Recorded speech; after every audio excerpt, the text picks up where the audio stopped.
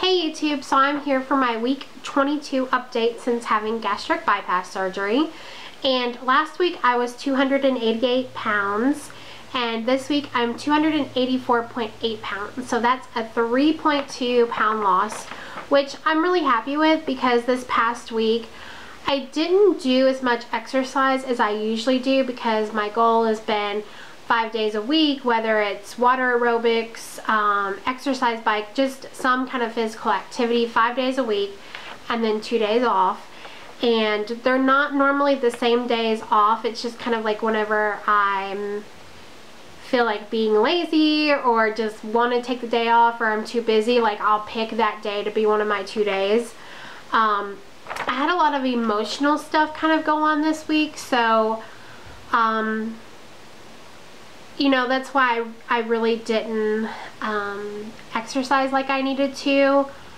I can also say it was just laziness because I should have fought through the emotional and the depression and just done my other 2 days, but I guess sometimes we just need some time off. And you know, I exercised today and stuff, so I'm gonna try to make this week different and just power through it. If I'm sad, be like, okay, we're just gonna do it. It'll be over with, because I still hate exercising, but exercising has definitely gotten a lot easier, I have to admit. I mean, it's still hard, don't get me wrong, but compared to what it was pre-surgery, it's easier. And let's see, so that would be, Friday was five months for me. So 5 months and 3 days, I've lost 86.2 pounds.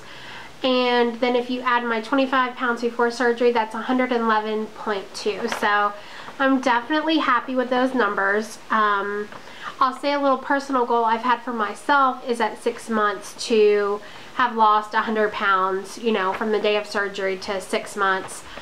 And I'm pretty darn close. I'm 86.2. I think that if I don't make it, I'll be pretty darn close. So I think regardless of what the number is, I'm realistically going to be happy because I've never in my life, you know, and I've said this before, I've never in my life lost this much weight at one time. So it's like, how could I be disappointed with myself? You know, I try the best I can. Sometimes I fail, like this week of not getting all my 5 days in, but I try to look at the positive because I'm like, well, I did 3 days. I guess that's better than nothing, but sometimes, you know, you just gotta push yourself a little harder. And I'll be honest, I pushed myself a little bit, but not what I needed to. I should have gone ahead and done those 2 days, but I kept putting it off, and I'm like, oh, I'll do it later, and then it was like 10 o'clock, and I was like, oh, well, you know, I'll do it in a couple minutes, and then it didn't happen. I should have just been like, okay, stop seriously and just do it and get it over with. So, but it's a new week. So, let's see, this may be like a TMI thing, but I think that it's kind of good for people to know like all the different things that happen. And I, before gastric bypass surgery, was diabetic. Granted, I had the type 2. Granted, I was not on insulin, but I was taking Actos 30 milligrams. And I always had to pee. They say once you get on that medicine, like, it helps you not pee as much.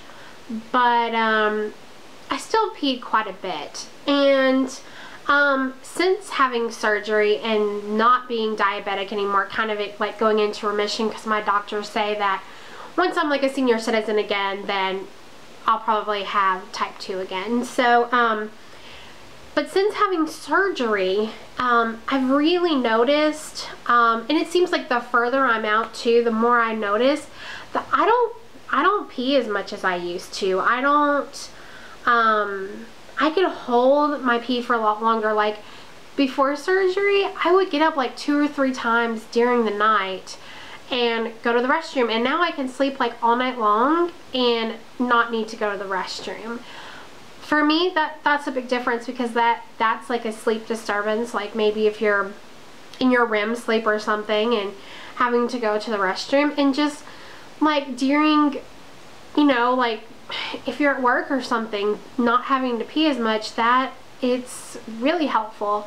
And so the whole point is, I think some of that is diabetes, being diabetes free, but I think that's also because of losing weight.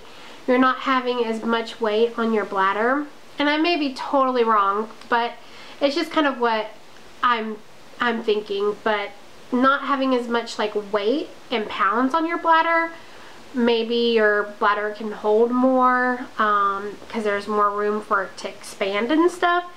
So I don't know, I think that's a major plus, and I really have to admit I enjoy not having to go to the restroom as much. Although I do wish I would go more. Number 2, I think constipation is always going to be the biggest issue for me, and I just try to stick with taking the fiber. Like, I always keep it like in my kitchen or somewhere like that, so when I go to get something to drink, I like automatically think about it, and I'm like, okay, I need to put some of that in there. And I have the unflavored kind, so it legitimately has no taste. Like, I wish protein tasted like that, because I would do so much more protein, like protein shakes. But yeah, there's no taste whatsoever. I've put it in Crystal Light, I've put it in tea. I haven't put it in milk or anything, but I don't think it would have a flavor in there, since there's not a flavor in like regular water or Crystal Light or tea. So definitely try to do that. Some days are more successful than others, but my body is definitely thankful for when I remember.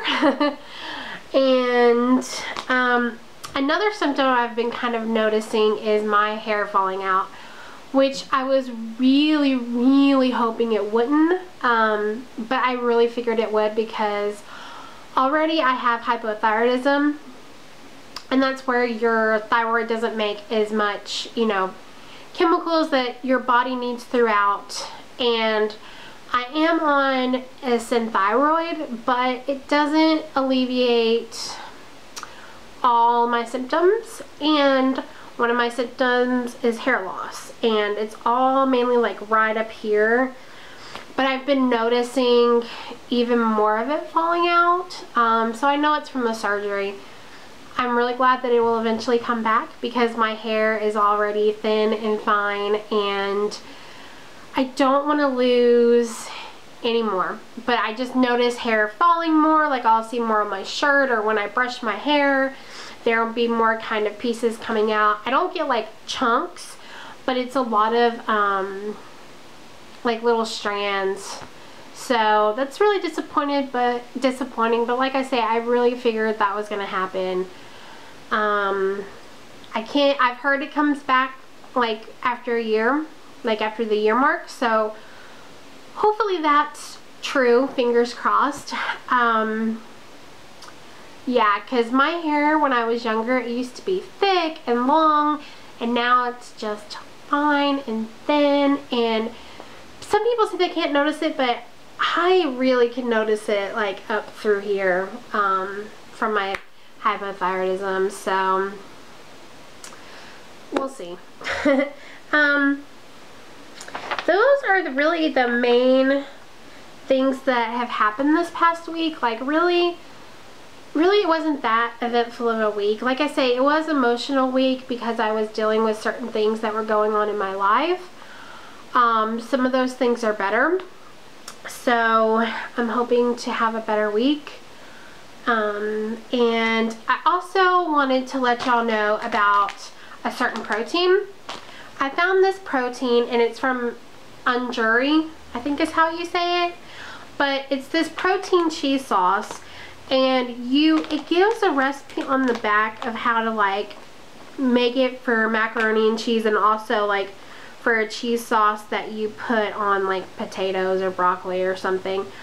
But I didn't do any of those recipes that were on the back. I actually had some potatoes, and I was like, well, I really need to use them before they go bad. So I decided to do like a scalloped potato kind of thing, and I used this. And I was thinking, you know, since since it'll be with other stuff like milk and stuff and you're baking it, maybe it won't taste so proteinish. And it was actually pretty good, I have to admit. Now, for each scoop you get 21 grams of protein. It's 140 calories. It is 6 grams of carbs. That kind of sucks because I really like for protein powder and stuff to have 0 grams or like 1 or 2, something really low. So that's kind of disappointing, but honestly, I'm okay with this. You know, this is a brand that specializes in protein, like powders and in shakes and stuff for people who've had weight loss. So, and sometimes we just need something different, you know, and I'm personally tired of shakes, like beyond tired of them. So I just thought, you know, even though it has that 6 grams in there, it's worth it to have something different. So anyway, for 4 potatoes, I only put 1 scoop. So since that tasted good, like I was afraid to do more than 1 scoop, honestly, because I didn't want to waste a whole lot of the product if it didn't taste good. I mean, I guess it wouldn't have mattered because then I wouldn't have wanted to eat it, but you know, because it costs a little bit, and there's only 10 servings in here. So with using 1 scoop in there, it tastes really good. So next time I'm going to try 2 scoops for the 4 potatoes. And granted, there was more than 4 servings in there. So I guess if you really kind of, it was probably only like 5 extra grams of protein in there, but hey, it was better than nothing. But anyway, so the recipe was, I just put some potatoes and onions. I mixed a 1.5 cups of milk with a scoop of this, and then I added some low-fat Velveeta cheese. And oh, and I made it spicy. I added some chipotle pepper. And it was really good, like I say. And I use my Mootopia milk, which has added protein in it. Now, my store sells that HEB, which is around I think they're only in Texas. But if you don't have an HEB in your area, definitely look for Smart Balance milk, I believe it is. They have added protein also in their milk. So definitely look for that. I've gotten coupons for that milk, but I haven't ever seen it around. Like, I've looked in Walmart, I've looked in HEB. I need to look at, we also have Randall's. I need to look in Randall's, or maybe a Whole Foods, maybe they would have it. Because I would definitely like to try it. I feel like the Mootopia is much more creamier than milk, so I wonder if the Smart Balance is the same way. So anyway, if you you can go online and get this and definitely give it a try. Like I said, they have some recipes on here on the back for the macaroni and like a sauce to drizzle over things. I haven't tried that, so I can't say if it would taste good or not, because they want you to add just water to the powder, and I personally don't think that would be good. I think that adding milk would be better. Granted, it's going to be some more calories, but at least it'll be some good protein, especially if you use like fat-free milk, or like I say, a milk that has added protein to it. So if you have tried this, or when you do try it, definitely let me know what you think, and if there are any recipes you have that this would go good with. I'm thinking about the next time I use this doing like a video on it, like making the scalloped potatoes and what I do and kind of what it looks like afterwards, because it really looks like regular scalloped potatoes, honestly. Didn't really tell any difference. I think adding the Velveeta cheese though kind of helped make it more creamy. But I'm all about covering up the protein taste. And when you open the container, like, it has a protein smell to it, but it also has like the powdered macaroni and cheese box smell to it. But after you bake it and stuff, it doesn't have that protein smell anymore. So yeah, So I just wanted to let y'all know about that. So besides that, I guess that's it. And I hope you're all having a great week, and I'll talk to you soon. Bye.